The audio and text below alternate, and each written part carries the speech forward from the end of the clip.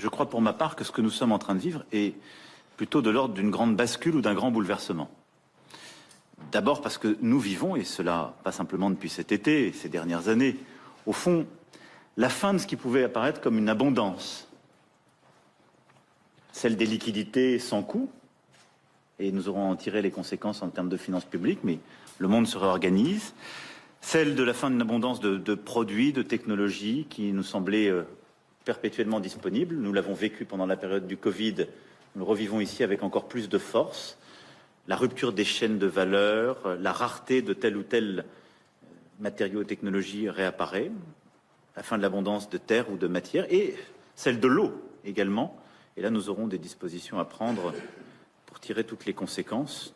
Nous avons déjà commencé de le faire. Je rappelle le Varenne de l'eau qui s'était tenu il y a plusieurs mois et qui avait donné lieu à des choix très structurants qu'il nous appartient de mettre en œuvre.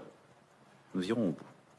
C'est aussi la fin des évidences. Quand on regarde à la fois la France, l'Europe et le cours du monde, la démocratie, les droits de l'homme, si d'aucuns pensaient que c'était la téléologie de l'ordre international, les dernières années auront battu en brèche quelques évidences.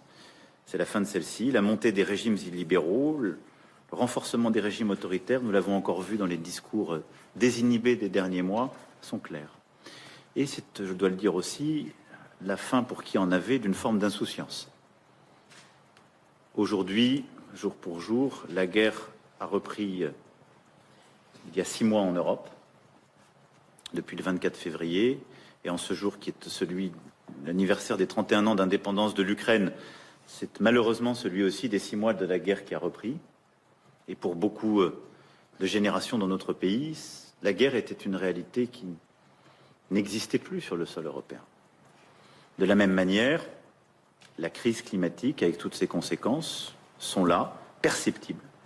Et de nouveaux risques aussi apparaissent, ces derniers jours l'ont montré, comme le risque cyber.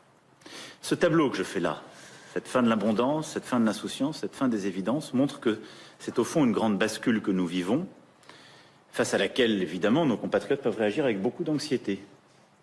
Et donc, face à cela, je pense que nous avons quelques devoirs.